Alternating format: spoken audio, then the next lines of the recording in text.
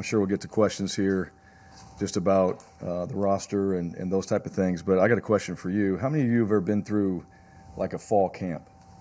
High school, competition, okay, a few of you college. Huh? It does, actually. Hey, and I'm speaking to the band next week. They're going through it. Yes, it is. Well, let me give you a little bit of just what the guys are going to go through the next 10 days. And I think it's important to know that. And this is all leading up to school. So 6 a.m. they'll wake up. The GAs are there to help them with that. Training room treatment begins at 6 to 7. 6:30 to 7:15. The coaches are in going through scripts. Breakfast is 6:45 to 7:45. 7 o'clock to 7:50. The vets are in there for the first practice taping, getting ready. There's a staff meeting, 7:30 to 7:50, just to make sure that we're all prepared for practice. A team meeting at 8 to 8:15. All right. Following that, we talk tackling and targeting and rules, and then we have a special teams meeting, 8:35 to 8:45. We have an install meeting, all right, for O&D, 8:50 to 9:35. Then we go out there and do a walkthrough, call it class on the grass, before the first practice. And then we have the veterans, all right, that group will have the first practice of the day. That'll be in helmets. That's 10:30 to 12:15. The rookies and selected vets are going to lift. They'll come out kind of towards the end of the practice so we can address everybody. There's lunch. There's a little bit of time in between from lunch to when we get back together. But the rookies and that second practice, they'll start getting taped and ready. We have a little window in there for coaches for recruiting. Then we jump right into a special teams meeting with the rookies and selected vets for that second practice. We have a practice meeting with everybody from 3:15 to 4, and then we have the second practice from 4:20 to 6:15. All right, now, the vets are going to lift during that time, so they already practice in the morning. We'll all get together at the end, and then we have dinner. All right, coaches are watching film during dinner time, 6 to 7:30. Staff meeting for special teams, 7:10 to 7:25. Team meeting, 7:35 to 7:45. Special teams, 7:50 to 8:05. Then we have position meetings and a walkthrough at the end of the evening. And then treatment and snacks, training room, curfews at 10:45, and then we do it all over again. All right, so for the next 10 days, that's the schedule that our guys are going to go through. And it's training camp for a reason. I mean, everything that we're doing over the course of this next month is all to get prepared for the season. We're putting everything in. We're talking about the rules. We're talking about situations. We're going through just about everything that will come up, at least we hope. We're hitting most of those things, and that's what we're going to be focused on. So what these guys are getting into, like today, I mean, as guys show up, they've been doing this. We're going to, we got seniors on this squad that this will be their last time to get a chance to do this here.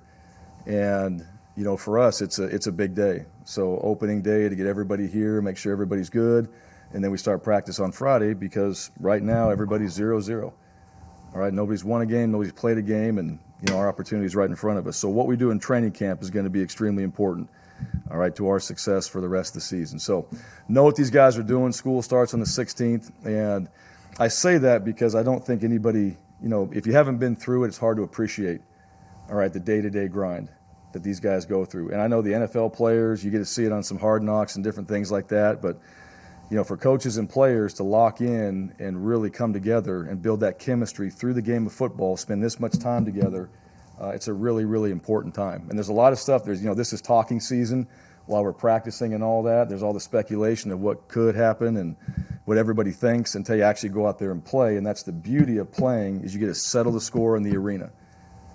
All right? You don't talk about it. You get to go out there and actually play. So all this work that we're doing and what our guys have been doing since January, it's all going to come together. And hopefully that shows up on September 3rd and we go out there and play. And then, from that point on, we're into the season. So I'm proud of our guys for the work they put in. I'm excited about where this team is at. I've said that, and I really mean that too. I like this squad. I was telling my wife last night, because we're talking about, here's another season that we have a chance to be a part of. And, just where this team is at and what they've been through and the things that we've done to get to where we are right now. I'm excited about this squad. We got a lot of work to do, a lot of things to prove. Most spots are open for competition. Our guys know that, and they're going to go out there and compete, but they're also going to help each other out. They're going to bring value to whatever their role is. They're going to bring value to their teammates and the coaches, and then, we'll go out there and make the decision of who the starters are going to be, but everybody on this team is going to help us win. And that's a message I want to make sure they understand. Everybody on this team, you may not think so, other people may not think so. The guy waving the towel on the sideline, they don't know that he was the scout team linebacker that week, all right, playing whoever against a really good defense that we're probably going to face. They're really important to our success, and they matter. All right, and all these guys, and I say this too, all these guys going through this for 3, 4, 5 years, there's a reason why when they leave here they're going to be successful. They're not afraid to grind, they know how to work, and they can push themselves. So through the game of football, we're developing a lot more than just wins on the football field. We want that, we'll get that. I know this team's capable of it, but that's what camp is all about. So we're going to talk about those things tonight. We're going to recognize some guys' accomplishments through the summer. Academically, guys finished up well, so proud of those guys in those areas. Had a few guys get married, some other things happen along the way, and so we'll recognize that. I got the seniors coming over to my house tonight, and they get a chance to hear Ronnie Brown, all right, share a little knowledge with those guys, and so we're going to have a great time, and then we'll get ready to go tomorrow, and we're into that schedule I just told you. So with that, questions?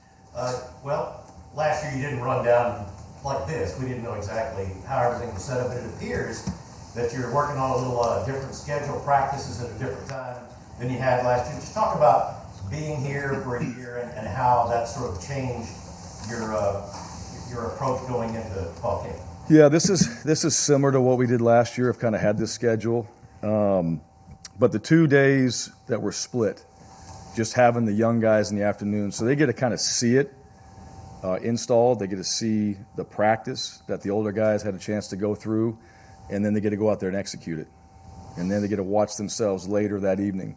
And it gives us a chance with the older guys. You're kind of moving, right? We've been doing things all summer, the OTAs, and all those guys have been a part of it, but it gives you a chance to kind of slow it down a little bit and teach a few more things, some of the details that our guys have already heard that were here in January and guys that were here last year. So it just gives us a chance for 2 days to really just make sure that what we need to emphasize, because I think the first 2 to 3 days is kind of your DNA that you're getting in. You want to make sure that you're very clear on the expectations, all right, what we need to get done, and the questions get answered. And so having the 2 practices, for the coaches, it's a little bit of a grind to get back out there and have the 2 practices. But that second one is really good for us to be able to teach. And then I think what you find out from your older guys too is some of those guys get out there and they've already practiced earlier in the day, but they come out and help. So they get a chance to get around, and then the younger guys are like, hey, what do I do on this? And you start getting that player-to-player coaching. And that's what I think helps. I'm sorry. By the way, I'm Bill Cameron with you. Yeah, Bill. Just was going to wonder when you were talking about the 2 camps, are some of the guys that were here this spring, the newcomers from this spring, going to be in the rookie camp as well? Yeah, they will. So the coaches kind of split it up. So you got to have enough to make a team, right? So you're going to take some selected vets too to be in that second practice. And some guys might go in the morning one day, and the next day they might go in the afternoon. All right, so just kind of mix it up. And it's not really about depth. It's not so much about who the starters are. It's just about splitting it up so we can focus on our guys with some of the real basic needs that we have to do right now getting into camp before we get all together. And once we're all together, it's on at that point. So it gives us a chance to do that. Right, Jason Caldwell, Auburn 247. And Yep. quarterbacks, do you rotate those guys through with Holden, with those young guys to kind of for the rep purposes? Yeah, we do. So those guys can rep, because you're repping 4 guys, right? I mean, those guys, you got to get, split practices really help the quarterback, so they get a ton of throws in there, even if they're just thrown to a spot. But those guys will bounce around. Coach Kesaw's got all that ironed out. And then also even for Holden, just, he's been through spring, but having a chance to go back through the install and do it one more time, slow it down a little bit until we get all together on the 3rd day. Brian, where do you feel like you guys stand in the whole NIL program, and how do you avoid, and I'm sure everybody's facing this, but how do you avoid it becoming some kind of distraction? What was the first part of it? Where do you think you guys stand as far as the NIL program goes? Yeah, well, that's really hard to tell because there's not really a market. And I think that's exactly what they're trying to figure out, right? You don't know what the market is in NIL. I mean, everything is what you hear, and the rumors and all the other things that I think you hear. We all hear the same things, but there's not really a set market for NIL. So that's something that I know it's being worked on right now. People are talking about that because it's very hard to gauge where you are. I know we're doing it. We've embraced it. It's part of college football now, and And I think there's some things, like you can say we're doing some things really well. You can say, well, we're not doing it well enough. But let me just tell you this. Here's the one thing with NIL. Each player, they're going to have opportunities to get money from their name, image, and likeness, right? I mean, that was the whole concept behind it. And that provides an opportunity for them. Now, they also got to keep the main thing, because what you're trying to accomplish, getting your degree, starting, trying to win championships, if you want to go on and play at the next level, that takes time. And what we have to do is remind our guys, like, hey, we all want it all, right? I want to have it all, and those type of things. You're not going to be able to do that. You got to focus your time and energy on certain things. All right, how do you handle NIL? How do you handle the things that are really, really important to you? And then, as far as like our support, we have people that have supported this program a lot longer than I've been here, and have had their names on buildings and built libraries and facilities and added additions to that stadium and all that. They've done a lot. They've done a lot for this program. So I think it's important that we recognize that as well, and what they want to do to help Auburn moving forward in this area. That's important as well. But I'm not going to get up here and say that they're not doing enough. I appreciate where we are right now. I think our coaches are working hard to make this better. I think we're really working to make it how we want it at Auburn. I think the people that support us feel the same way, and I think that's what makes us unique. Is this is what we're going to do, and this is what Auburn provides, and we want to give you that experience, and still try to help you focus on the things that are most important to you when you get here. And so I think that's what helps with distractions, because like anything, when it started, I mean, that was the hottest topic, right? And all of a sudden, you could see there were guys, and maybe performance dropped, and all of a sudden they're sitting in your office going, I got too much on my plate. We've all been there before. And it's all about simplifying. And when you're trying to do something great, you got to simplify and focus on how you accomplish that. And to me, that's from parents, that's from coaches, that's just, I think, things that have happened. I think it's from other players. We saw, you look around college football, there were guys that were Heisman hopefuls and all these other things that ended up transferring, leaving, that got caught up in all this stuff. And so, the expectations and the work, they didn't meet like they needed to. And I think guys have taken a step back and go, okay, I still have this goal. I need to spend time on it, where this other stuff fits in, and what I do, I got to be able to manage all that. Brian Stoltz, Auburn rivals, spelled differently.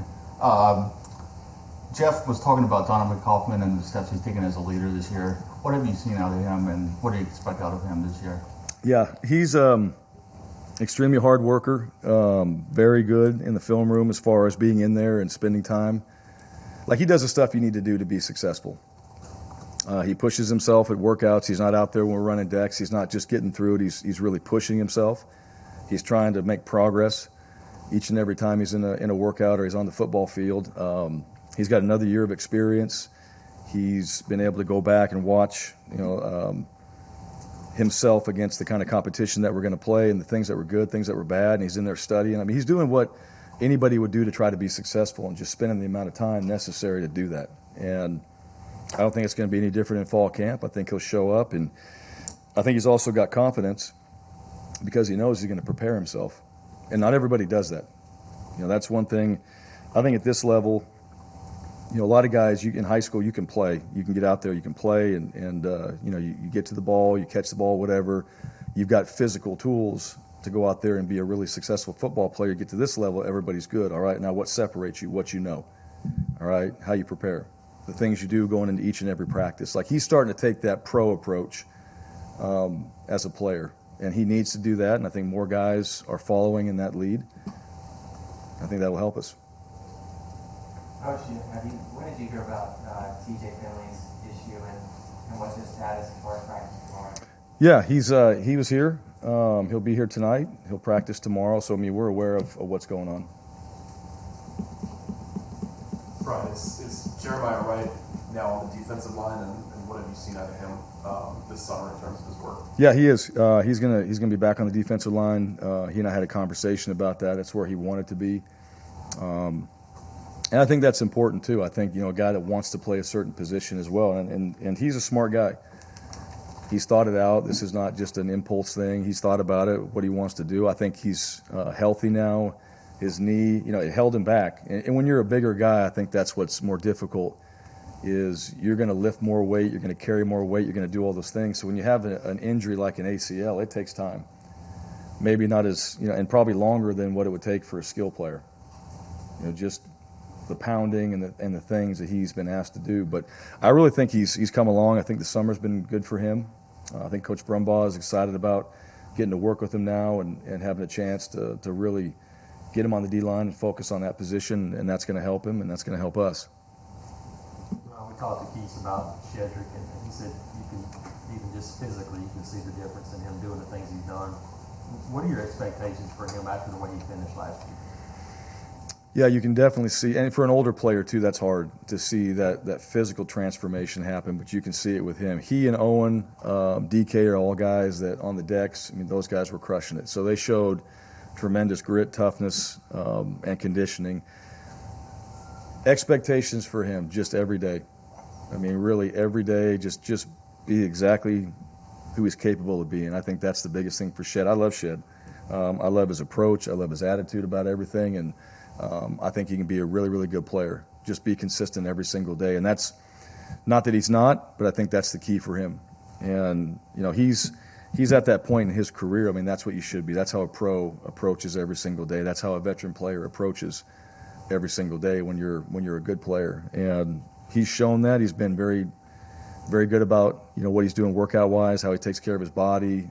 He was in the training room today, and he's just in there making sure that he's ready to go for tomorrow. So he's got the right approach.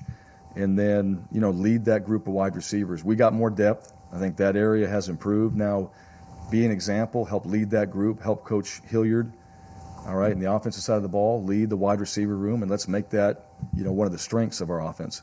Is that a key for the entire group? You mentioned consistency every day. I know it's all throughout the team, but for those guys. I think I said the same thing last year with that group was consistency, right? So I'm consistent on that. Absolutely. The wide receiver room, we're going to ask those guys to do more. And that's why, we have the group that we have now. That's why we brought in certain players. Coach Hilliard brings that experience of what we want to do offensively to that room and how we want to do it, how it should look, how guys that are hard-nosed at the wide receiver position play. And so that has to happen every day. The one thing about that group, because we have 3-4 of them out there at a time, they got to be consistent. We got to catch the balls that are thrown to us, right? We got the ones we have a chance to. We got to be in the right position. We got to know the motions and shifts and all the different things that we're asking them to do. Personnel groups, communication, tempos, all that. And if those guys can handle those things, the interior guys, we can manage that. We can get the perimeter handled, and those guys can do it day after day. Just the flow of how we operate is going to make us better. That's the consistency piece I'm talking about. Can you talk about the linebacker group getting the rust off of Owen and then developing some more guys there that can come in and play prime time? Yeah, it's good to have Owen back, and I think Cam is a guy that has had a really good summer. He's long. He's got the length, speed. I've seen him through the summer. I think he's really improved physically. I think for his understanding of what we're doing. Coach Robinson, Coach Schmedding done a great job with him, so he understands the defense and what we want to do. Wesley Steiner has played, has experience. I think he's had a really good summer. I'm excited to see how he goes out there and competes and plays. And then Eugene Asante, a new addition there. He's got great speed. He missed a few weeks or so. His father had passed away in the spring, and so he was out for quite some time, and that impacted his development, but it was family first. So that was something that I think he's really done a good job of getting himself back. But he's had to recover some of those days. He has to really focus in training camp. He's got to make sure that every lift we do, it's intentional. And even through the season, he's just kind of playing a little bit of catch up from that standpoint. But as far as the rest of the guys in that group, we'll see where everybody else stands when we get a chance to get out there and really watch them in pads. Because that's a position, like, you need to be in pads. You need to be able to go out there and play. And I think there's a tremendous amount of feel that goes into playing that position. You got to be really smart because everybody's messing with you and your eyes and your keys. And I do think we have that in that room. And I think Coach Robinson brings that understanding of the position in a way that those guys can apply it on the field. Like, this is maybe another way to look at it. And I've seen that in our OTAs, and I'm sure we're going to see that in our practices.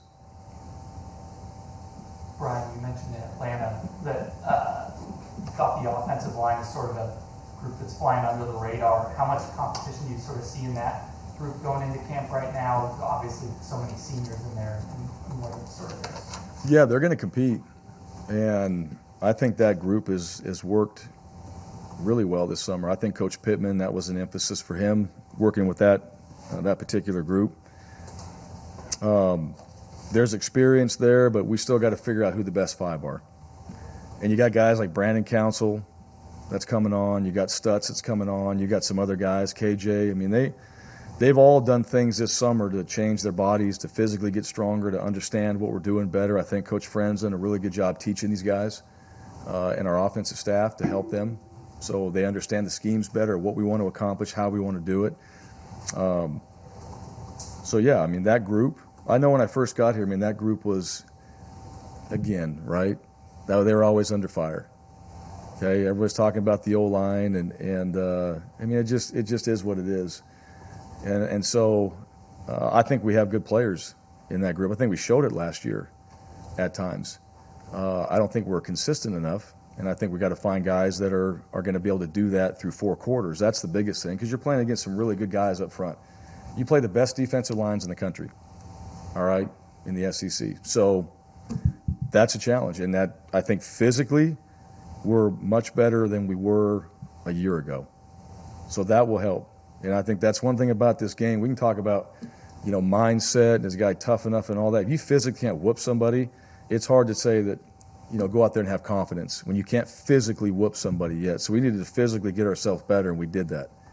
So we're physically better now. As we get through these 25 practices or so, we'll find out, what we look like in pads and how physical we really are, and that will tell us more about this team. And as our O-line and D-line prepare through fall camp or through this training camp, I mean, that's really going to be how this team goes, is up front.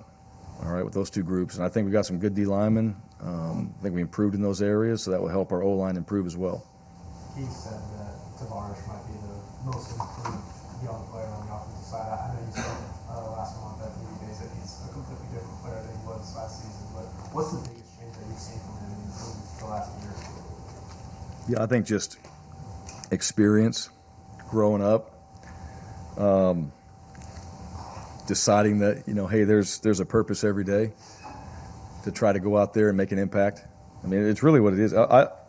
He's a fun kid. Like, he's fun to be around. He's got great personality, great spunk, all those things like that. I think he's just decided, like, look, I want to play. And if I want to play, I got to know my stuff. I got to be in the right spot. I got to do the right things. I got to make the plays I'm supposed to make. And, he's a competitor. And I think that's what young players go through. You got to kind of understand when players come in here, and I told him this all the time, is, you get into that kind of beer commercial lifestyle where everything's all fun and, all right, I'm just going to class and no parents around, all these other things like that. And it's like, no, you got work to do. And I think that comes from your peers too. That's the other part. We're better from just our peer expectation, not just the coaches. If you just have the coaches and that's the only expectation you have as a player, that doesn't work. When you have more of that peer expectation, like, hey, you're going to be out there, like quarterbacks are grabbing them, you're going to be out there with us and we're going to throw. Other receivers are saying, you're going to get out of your dorm, you're going to come out there and be with us and we're going to go throw. When that starts to happen, all right, that's way more impactful than anything a coach can do. And I think we have better leadership, we have more of that, and I think that's impacted a guy like him. Anything else for Coach?